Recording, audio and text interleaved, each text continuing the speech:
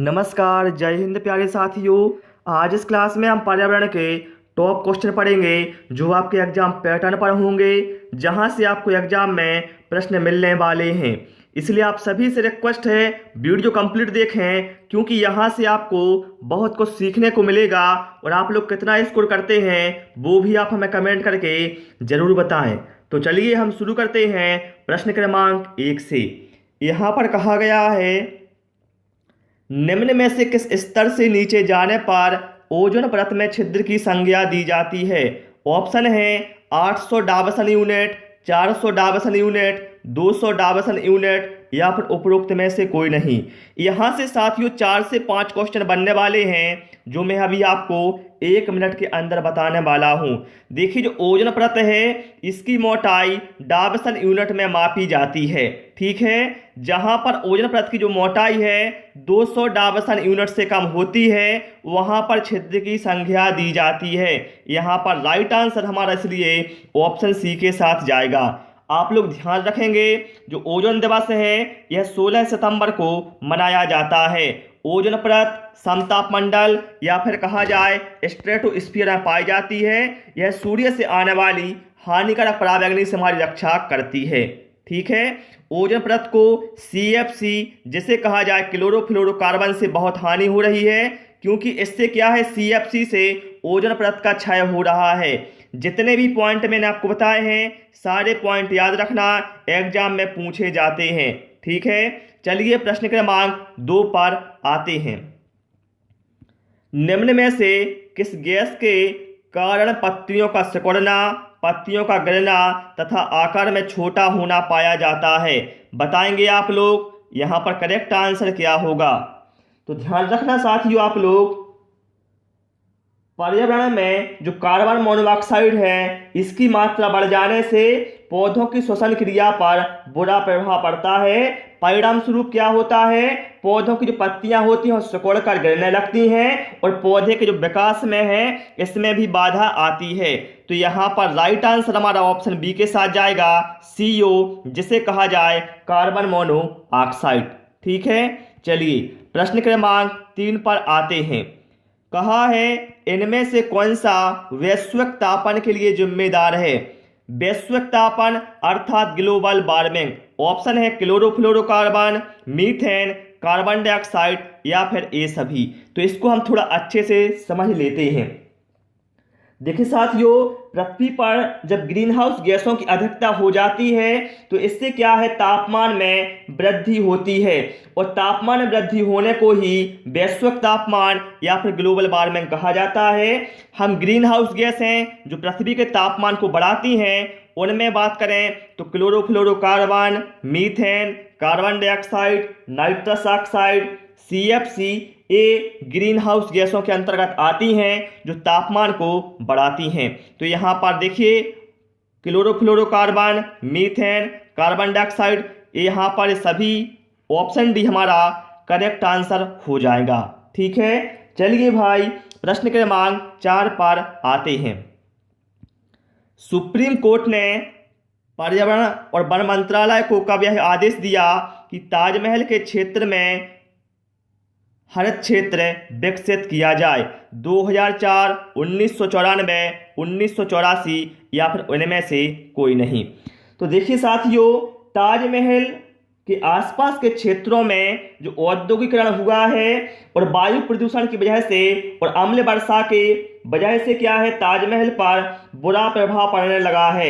इससे क्या है, ताजमहल पर धब्बा पड़ने लगे हैं और उनकी जो दीवारें हैं वो उसका भी क्षय होने लगा है। तो इसी को देखते हुए सुप्रीम कोर्ट ने पर्यावरण मंत्रालय को यह आदेश दिया था कि जो ताजमहल के आसपास वाला क्षेत्र है वहाँ पर हरित क्षेत्र विकसित किए जाएं। तो यह जो आदेश है यह 1994 में दिया था। तो यहाँ पर राइट आंसर हमारा ऑप्शन बी के साथ जाएगा। ठीक है, ताजमहल को सबसे ज़्यादा जो खतरा है वह SO2 सल्फर डाइऑक्साइड से है। ठीक है, चलिए भाई प्रश्न क्रमांक 5 पर आते हैं। श्वेत फेफड़ा कैंसर होता है एस्बेस्टस से, पेपर से, टेक्सटाइल से या फिर सिलिका से। तो देखिए साथियों, जो व्यक्ति टेक्सटाइल कंपनियों में काम करते हैं तो उनमें क्या होता है, जब वो सांस लेते हैं तो उनकी सांस के साथ साथ जो रुई के छोटे छोटे कण हैं वो भी उनके अंदर जमा हो जाते हैं। तो इसी को कहा जाता है श्वेत फेफड़ा कैंसर। तो यहाँ पर हमारा राइट आंसर साथियों ऑप्शन सी के साथ जाएगा, टेक्सटाइल से होता है। ठीक है, चलिए भाई प्रश्न क्रमांक 6 पर आते हैं।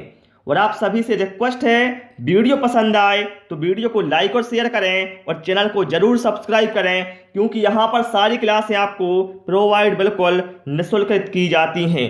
यहाँ पर कहा गया है BOD5 क्या है। ऑप्शन है biochemical oxygen demand in 5 hours, biochemical oxygen demand in 5 days, biochemical oxygen demand in 5 months, या फिर biochemical oxygen demand in 5 minutes. तो देखिए BOD5 इसका अर्थ क्या है, इसका मतलब है biochemical oxygen demand in 5 days. यहाँ पर राइट आंसर हमारा ऑप्शन बी के साथ जाएगा। देखिए जो BOD है इससे क्या है, जल या वायु में ऑक्सीजन की मात्रा को मापा जाता है। ठीक है, और नदी के प्रदूषण की जो माप है वो इसी से की जाती है, BOD से। ठीक है, चलिए प्रश्न क्रमांक 7 पर आते हैं। इनमें से कौन सा जैव अपघट्ट है, बताएंगे आप लोग जैव अपघट्ट कौन है। प्लास्टिक, पॉलीथीन, सीसा या फिर इनमें से कोई नहीं। पता होना चाहिए पहले आपको कि जैव अपघट्ट आखिर होता क्या है। देखिए ऐसे पदार्थ जो जैविक रूप से आसानी से विघटित हो जाते हैं उनको कहा जाता है जैविक अपघट्ट। जैसे फलों सब्जियों के छिलके हो गए, ठीक है, ये क्या है, जैव अपघट्ट के अंतर्गत आते हैं। लेकिन जो प्लास्टिक है देखिए आसानी से विघटित नहीं होगा, ना पॉलीथीन ना सीसा। तो यहाँ पर राइट आंसर हमारा ऑप्शन डी के साथ जाएगा, इनमें से कोई भी जैव अपघट्ट नहीं है। ठीक है, चलिए प्रश्न क्रमांक 8 पर आते हैं। भारत में प्रथम बायोगैस संयंत्र कहाँ स्थापित हुआ, पिलानी, जयपुर, आगरा या फिर दिल्ली। और आप लोग भी सारे प्रश्नों के आंसर कमेंट करेंगे और क्लास में मजा आ रहा है कि नहीं आ रहा है वो भी आप हमें कमेंट करके अवश्य बताएंगे। तो देखिए यहाँ पर राइट आंसर साथियों हमारा ऑप्शन ए के साथ जाएगा, पिलानी।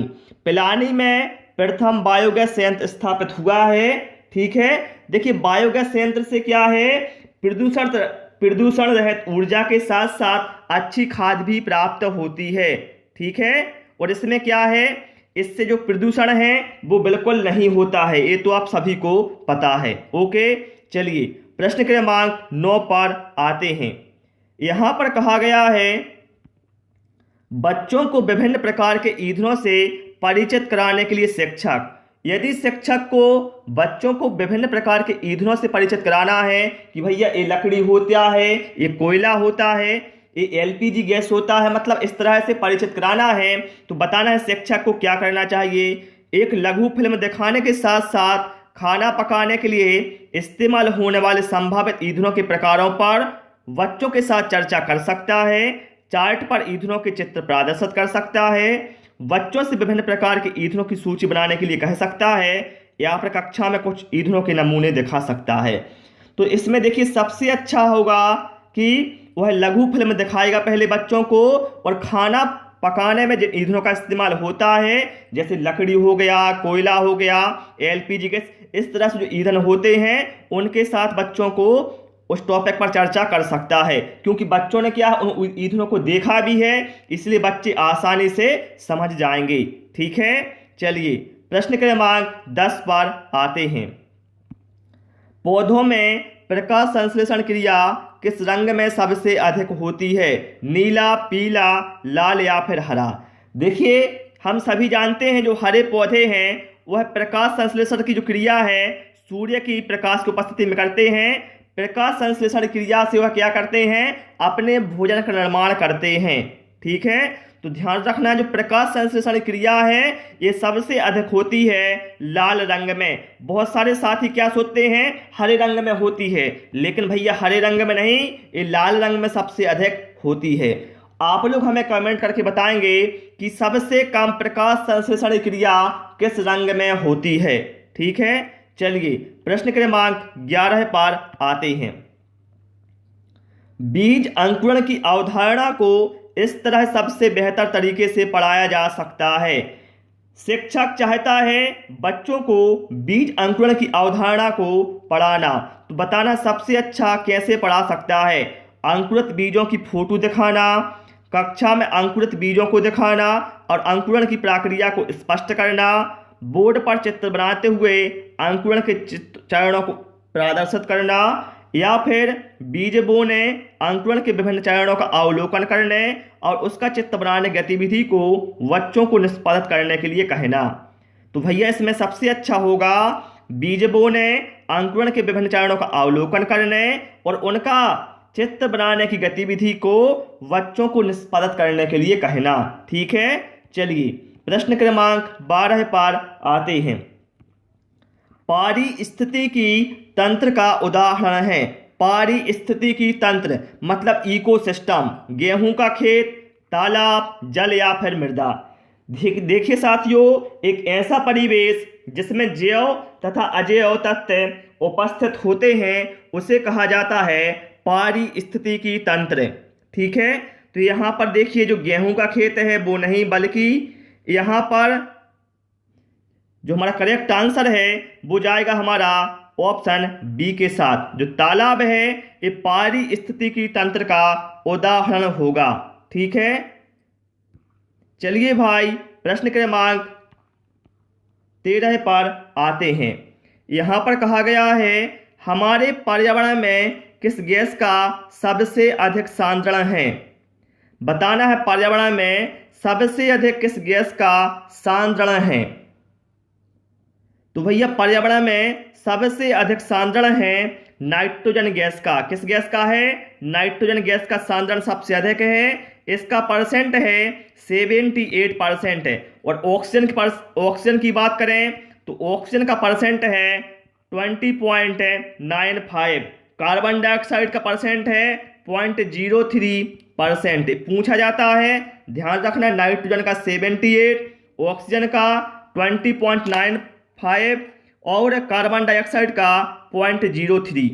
देखिए साथियों, जो मैंने यहाँ पर एक क्वेश्चन बताया है, यहाँ पर एक गेहूं का खेत नहीं था, यहाँ पर एक वायु है। ठीक है, ये टाइपिंग प्रॉब्लम हो गई है तो इसको सुधार लेना आप लोग। ठीक है, यहाँ पर वायु है। ओके, तो प्यारे साथियों, इस क्लास में हमने केवल 13 क्वेश्चन इंक्लूड किए थे जो कि मैंने आपको व्याख्या सह समझा दिए हैं। क्लास कैसी लगी, कोई आपका सुझाव है तो आप कमेंट में हमें बता सकते हैं। ठीक है, क्लास पसंद आई हो सभी से रिक्वेस्ट है वीडियो को लाइक करें, दोस्तों के साथ शेयर करें और नए नए वीडियो पाने के लिए चैनल को सब्सक्राइब करें। Thanks for watching this video.